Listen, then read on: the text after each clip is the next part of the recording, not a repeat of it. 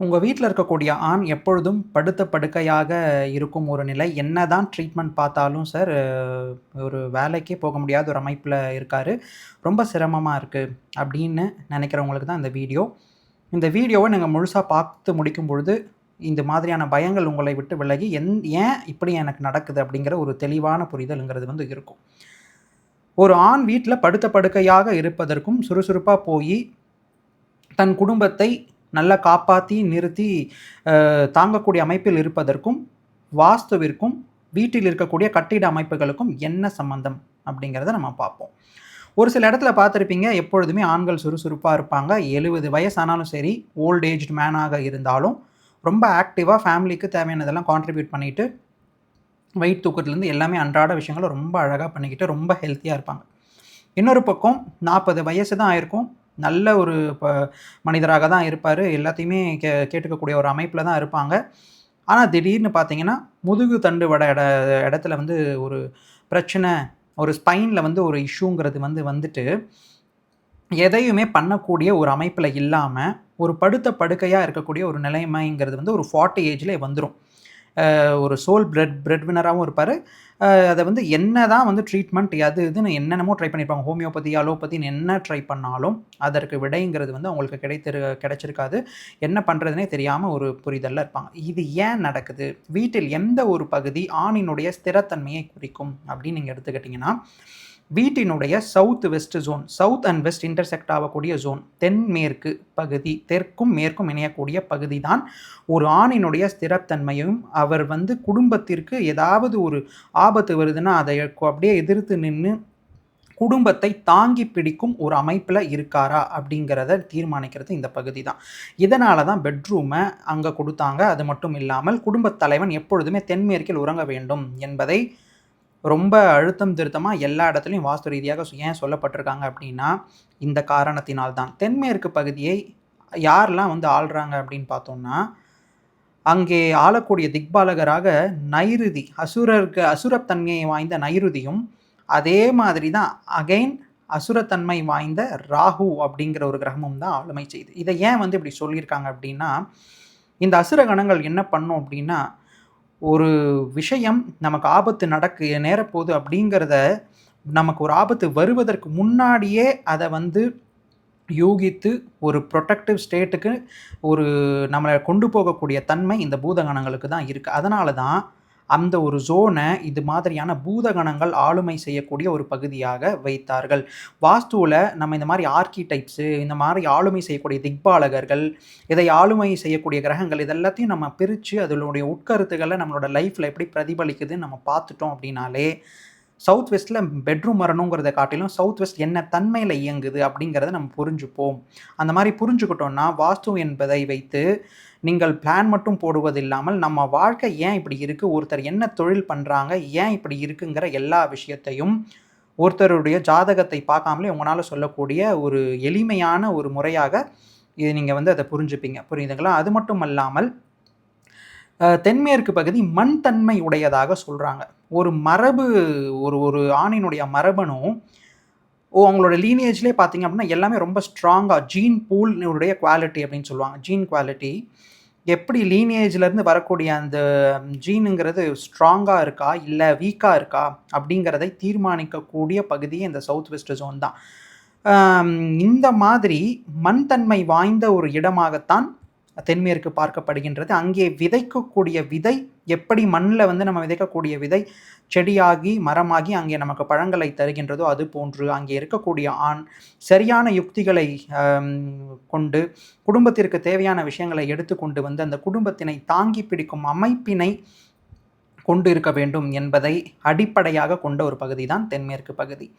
இந்த தென்மேற்கு பகுதி எப்பொழுதுமே நமக்கு பாரமாகவும், ஹைட்டாவும், நேரா ஸ்டடியா இருக்கணும்னு ஏன் சொன்னாங்க அப்படின்னா, உங்க உடம்புல இருக்கக்கூடிய ஸ்பைனல் கார்டும் ஒண்ணு தான். உங்க வீட்ல இருக்கக்கூடிய சவுத் வெஸ்ட் ஜோனுங்கிறது ஒண்ணு தான். இந்த டாக்டர் சிம்பல்ஸ்ல எல்லாருமே பார்த்துருப்பீங்க அப்படின்னா, இந்த ஸ்பைனுக்கு அவ்ளோ இம்பார்ட்டன்ஸ் குடுத்துருப்பாங்க. உங்களுக்கு நீங்க எடுத்துக்கக்கூடிய மருந்துகள் உங்களுக்கு வேலை செய்யுதா? இல்லையா? உங்க உடம்பு நீங்க எடுத்துக்கக்கூடிய மருந்தையாச்சும் உட்கொள்ளுதா? இல்லையா? கிரகித்துக் கொள்ளக்கூடிய தன்மை இருக்கின்றதா? என்பதை தீர்மானிக்கக்கூடிய பகுதி இந்த மண்தன்மை வாய்ந்த நைருதி, தென்மேற்கு சார்ந்த பகுதி தான். இந்த விஷயத்தை நீங்கள் புரிந்து கொண்டீர்களேயானால், ஏன் அந்த இடத்துல பாரமா இருக்குன்னு சொன்னாங்க? ஏன் அந்த இடத்துல ஹைட்டா ஒரே ஸ்டடியா இருக்கணும்னு சொன்னாங்க? ஏன் நம்ம ஸ்பைனல் கார்ட வந்து நம்ம எங்க போனாலும் நம்ம அட்டென்டிவா இருக்கணும்னா, முதுகெலும்ப வந்து ஸ்டடியா வச்சு உட்காருங்கன்னு சொன்னாங்க அப்படிங்கிறது எல்லாத்தையும் நீங்க புரிஞ்சுப்பீங்க. இந்த ஒரு தத்துவத்தினால் தான் அந்த இடம் எப்பொழுதுமே உயரமாகவும், ஸ்திரத்தன்மையுடன் இருக்க வேண்டும் என்பதை கூறியுள்ளார்கள். இதில எந்த மாதிரியான தவறுகள் வந்தா, இது மாதிரி நான் சொன்ன இது போல ஆண்கள் படுத்த படுக்கையாக இருக்கக்கூடிய ஒரு அமைப்பு வந்து விடும் அப்படிங்கிறத நம்ம இப்போ வரைபடங்களுடைய உதவியோட நம்ம பார்க்க இருக்கோம். ஃபைன். நான் உங்களுக்கு தென்மேற்கு பகுதினா என்னன்னு ஆல்ரெடி சொல்லிட்டேன். இந்த தெற்கும் இந்த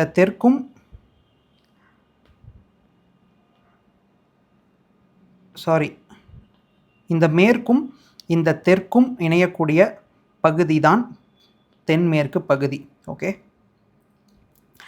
இதை வந்து தெற்கு சார்ந்த தென்மேற்கு என்றும், சவுத் ஆஃப் சவுத் வெஸ்ட் அப்படின்னும், இதை வந்து வெஸ்ட் ஆஃப் சவுத் வெஸ்ட் அப்படின்னும் வந்து சொல்லுவாங்க.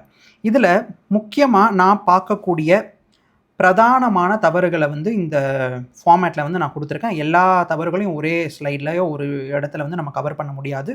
இதை நம்ம வகுப்புகள் நடத்தும் பொழுது 3D ஃபார்மேட்டில் எல்லாத்தையும் ரொம்ப விளக்கமாக வந்து நம்ம நடத்துகிறோம். விருப்பம் உள்ளவங்க நீங்கள் கலந்துக்கலாம்.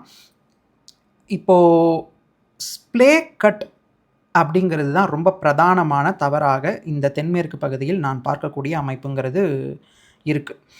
ஸ்ப்ளே கட்னா என்ன அப்படின்னா, இந்த மாதிரி இருக்கக்கூடிய ஒரு வெர்டிக்கல் கார்னரை அப்படியே நம்ம கட் பண்ணி எடுத்துட்டோம் அப்படின்னா அதை தான் வந்து ஸ்ப்ளே கட்னு சொல்லுவாங்க. இது போன்ற மனைகள் மிகவும் ஆபத்தான ஒரு விஷயத்தை வந்து உங்களுக்கு கொடுக்கறதுக்கு வல்லமை பெற்றதுங்கிறத வந்து நீங்கள் என்றைக்குமே மறந்துடக்கூடாது.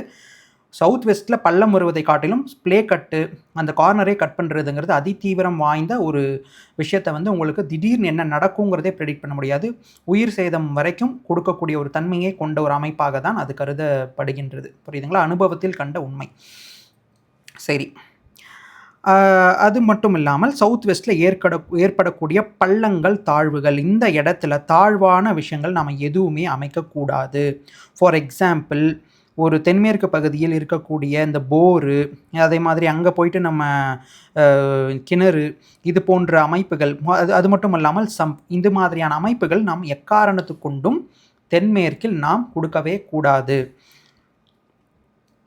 ஓகே, இது வந்து நீங்கள் நிறைய பேர் கேள்விப்பட்டிருக்க மாட்டீங்க. இது வரைக்கும் நான் சொன்னது கூட ஓரளவுக்கு தெரிஞ்சிருக்க வாய்ப்பு இருக்குது. கண்டிப்பாக தென்மேற்கு பகுதியில் கழிவறைகளையும் நாம் கொடுக்கவே கூடாது. ஏன் சார் நம்ம வந்து டாய்லெட்லாம் சொல்கிறீங்க, சவுத் வெஸ்ட்டில் டாய்லெட் இருக்கிறது போய் எப்படி அஃபெக்ட் பண்ணிடும் நீங்கள் கேட்கலாம். கழிவுகள் வெளியேறுவதற்கு நம்ம உடம்புல உபப்பிராணன்களாக நிறைய பிராணன்கள் சொல்லியிருக்காங்க. அதை வந்து இந்த வீடியோலலாம் சொன்னோன்னா ரொம்ப டீட்டெயில்டாக போயிடும். உங்களுக்கு புரியாத ஒரு குழப்பங்கிறது வந்துவிடும். கழிவுகள் வெளியேறுவதற்கு நமக்கு அப்பான வாயுன்ற ஒரு உபவாயு தேவைப்படுது. அது வந்து ஒரு கேஸ் அப்படின்னு சொல்லக்கூடிய ஒரு அமைப்பு. அந்த உபப்பிராணன் நார்த் வெஸ்ட் ஜோனில் தான் நமக்கு நேச்சுரலாக கொடுத்துருக்காங்களே ஒழிய, இங்கே எடுத்துகிட்டு வந்து நம்ம டாய்லெட்டை வச்சுட்டோம் அப்படின்னா அங்கே ஆண்களினால் இயங்க முடியாத ஒரு மட்டுப்பட்ட தன்மையை கொடுத்துவிடும். முக்கியமாக இது மாதிரியான விஷயங்கள் ஹெல்த்தை காட்டிலும் தொழில் ரீதியாக நம்மளை மடக்கிட்டு அங்கே இருக்கக்கூடிய பெண்கள் ஆளுமை செய்து பெண்களினுடைய அனுமதியே இல்லாமல் நம்ம அதனால் எதையுமே பண்ண முடியாத ஒரு அமைப்புங்கிறது வந்து நம்ம கொடுத்துரும். அந்த மாதிரியான ஒரு சில விஷயங்களை கொடுக்க வல்லது தான் இங்கே இருக்கக்கூடிய டாய்லெட். ஸோ கண்டிப்பாக சவுத் வெஸ்ட்லேயும் பாத்ரூம்ஸுங்கிறது வந்து டாய்லெட்ஸுங்கிறது வரவே கூடாது. ஓகே, இப்போது அடுத்த விஷயம் என்ன அப்படின்னா, நான் சொன்னது போல் இப்போது இங்கே ஒரு போர்ட்டிகோ கொடுக்கறது, இல்லை மெயின் பில்டிங்கை கட் பண்ணுறது, இது மாதிரி எப்போ வரும் அப்படின்னா, இங்கே சவுத்தில் எனக்கு ரோடோ இல்லை வந்து வெஸ்ட்டில் எனக்கு ரோடு இருக்கவங்க வீட்டில் தான் இந்த மாதிரியான அமைப்புகள்ங்கிறது வந்து வரும்.